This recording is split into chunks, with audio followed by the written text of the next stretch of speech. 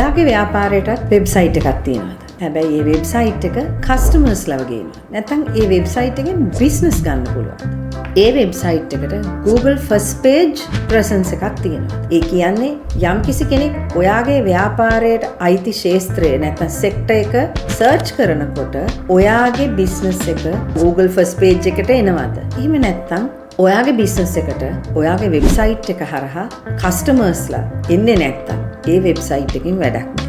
අද අපි ඉන්නේ ඔන්ලයින් බිස්නස් ප්‍රසන්ස් එක පෙන්නන ලෝකෙක. එතකොට ඔයාගේ බිස්නස් එක රෙකමෙන්ඩ් වෙන්න එහෙම නැත්නම් කස්ටමර් කෙනෙක්ට සජෙස්ට් වෙන්න නම් ඔයාට මේ කියන ඔන්ලයින් ප්‍රසන්ස් එක හරියට හදා ගන්න ඕනේ. ඒකේ මූලික වෙන්නේ ඇක්ටිව් වෙබ්සයිට් එකක්, අප්ඩේටඩ් වෙබ්සයිට් එකක්. ඒ වගේම ඒ වෙබ්සයිට් එකේ තියෙන SEO නැත්නම් search engine optimization වගේම keywords මොනවාද? ඔයාගේ social media presence එක හරහා මේ වෙබ්සයිට් එකේ තියෙන විස්තර පෙන්눔 කරනවා. ඔයාගේ වෙබ්සයිට් එකට එන ගමන එන පාර පෙන්වන්නේ ඔයාගේ social media pages. මූලිකව LinkedIn, මොකද LinkedIn කියන්නේ අපි ව්‍යාපාර ලෝකේ information share කරන platform එකක්. ඒ වගේම business to business. අපි B2B කියනවා. business to business. හැකියාව ස්ථාවර කරන online social media. එතකොට ඔයා ඉන්න ඕනේ Meta විතරක් නෙවෙයි, ඔයා ඉන්න ඕනේ LinkedIn එකෙත්. ඔයාගේ ආයතනය visible වෙන්න ඕනේ. මේ visibility එක ඔයාගේ ආයතනයට තියෙනවද? මොකද අද වෙනකොට හැම කෙනාම සේවාවක් හොයන්නේ ඉස්සල්ලාම Google කරනවා. එතකොට Google කරනකොට ඔයාගේ වෙබ්සයිට් එක Google First Page එකේ pop up වෙන්නේ නැත්නම් එහෙනම් ඔයාගේ වෙබ්සයිට් එක effective නෑ.